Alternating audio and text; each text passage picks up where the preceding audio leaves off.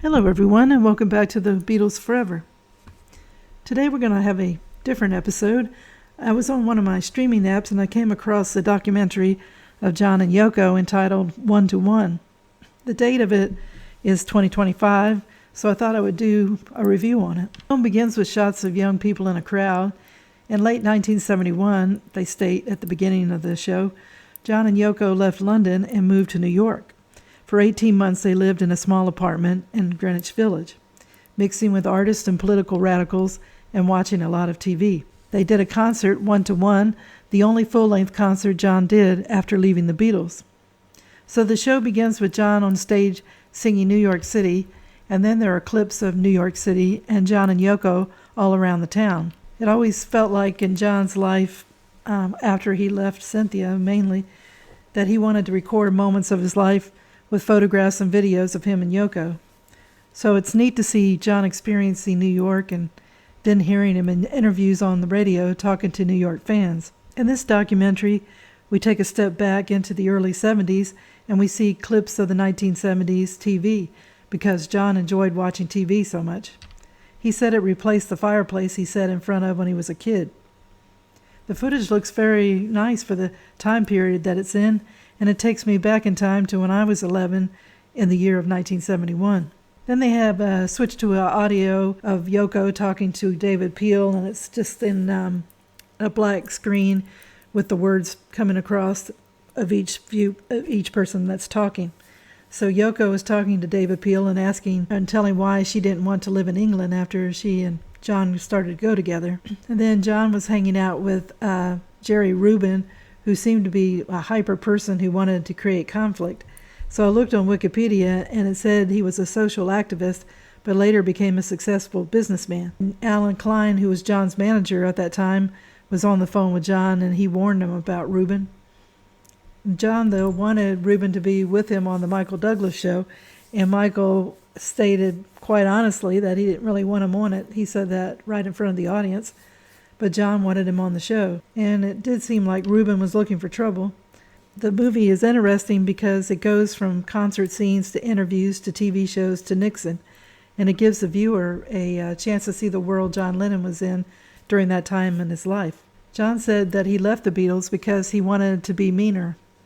All his political talk put his target on his back with the American government. So there are commercials placed throughout the documentary, which is neat, and it's like a time capsule of life in the early 1970s.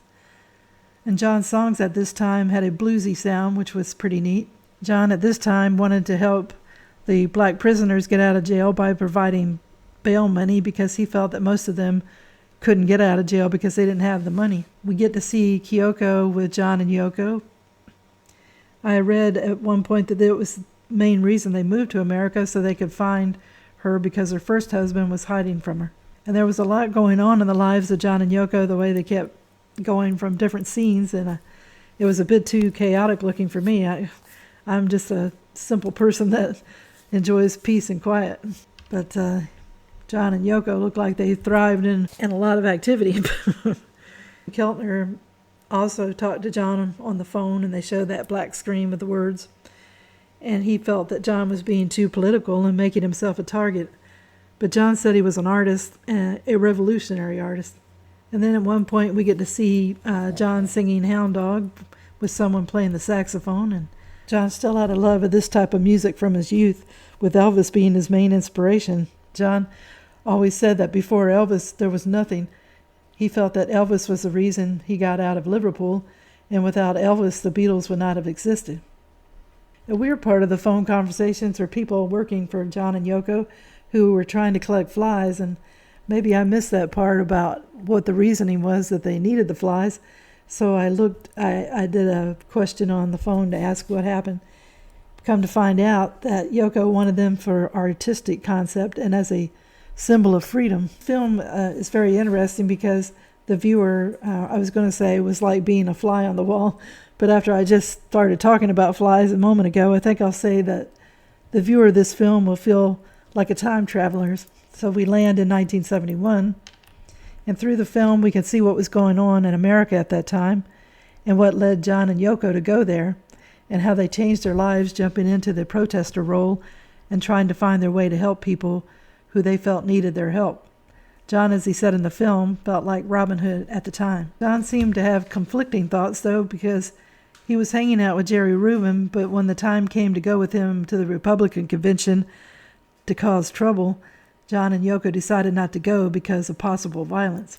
Well, I would recommend this video because you can see all aspects of that decade through the music, the people, the TV shows, the interviewers, and even the commercials on TV at that time. The show is called 1 to 1, and it's on HBO Max.